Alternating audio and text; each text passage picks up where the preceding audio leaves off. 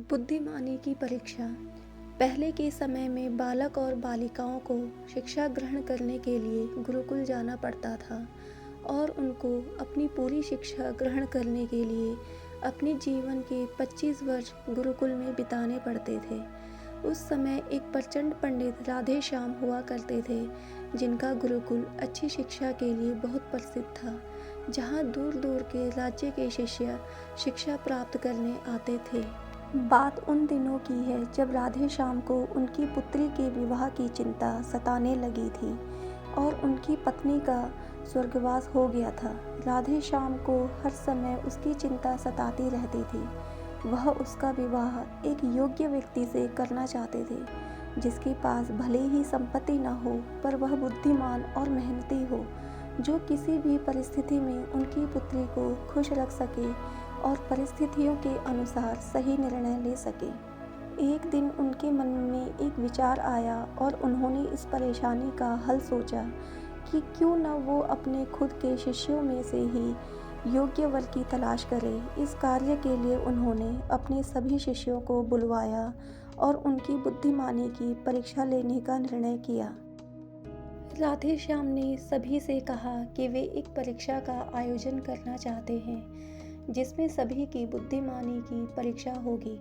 उन्होंने सभी से कहा कि उन्हें अपनी पुत्री के विवाह की चिंता है, जिसके लिए उनके पास पर्याप्त धन नहीं है।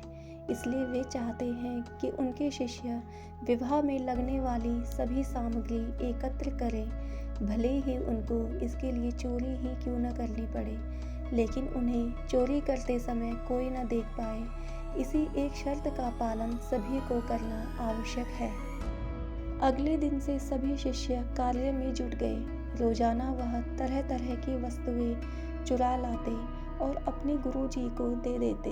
राधे श्याम उन्हें एक स्थान पर रख देते, क्योंकि परीक्षा के बाद वह सभी वस्तुएं उनके मालिकों को वापस लौटाना जरूरी था, क्योंकि वे अपने शिष्यों का सही मार्गदर्शन करना चाहते थे। सभी शिष्य कुछ न कुछ काम कर रहे थे, लेकिन उनमें से एक शिष्य चुपचाप बैठा था, जिसका नाम रामा था। उसे ऐसा बैठा देख राधे श्याम ने इसका कारण पूछा। तब रामा ने बताया कि आपने परीक्षा की शर्त के रूप में कहा था कि चोरी करते वक्त इसे कोई ना देख सके, परंतु यदि हम अकेले में भी चोरी करते हैं तब भी हमारी अंतरात्मा हमें देख रही होती है। हम खुद से उसे छिपा नहीं सकते। इसका अर्थ यही है कि चोरी करना व्यर्थ है। उसकी यह बात सुन राधे श्याम खुश हो गए और उन्होंने उसी वक्त सभी शिष्यों को एकत्रित किया और पूछा कि आप सबने जो चोरी की, क्या उसे किसी ने देखा? सभी ने उत्तर दिया, नहीं। तब राधे श्याम कहते हैं कि क्या आप अपने अंतर्मन से भी इस चोरी को छिपा सके? सभी को बात समझ आ जाती है और सबका सिर नीचे झुक जाता है, सिवाय रामा के। राधे श्याम रामा को बुद्धिमानी की परीक्षा में अव्वल पाते हैं और सभी से के सामने कहते हैं कि यह परीक्षा मेरी पुत्री के लिए उचित वर तलाशने के लिए रखी गई थी, इसलिए मैं रामा का विवाह अपनी पुत्री के साथ तय करता हूँ। सभी खुशी से झूम उठे और साथ ही चुराई हुई सभी वस्तुओं को उनके मालिकों को सौंप विनम्रता से सभी से क्षमा मांगी। कहानी की शिक्षा। बुद्धिमानी की परीक्षा से हमें यह शिक्षा मिलती है कि अंतर्मन से कुछ भी छुपा हुआ नहीं है और अंतर्मन मनुष्य को हमेशा सही राह दिखाता है।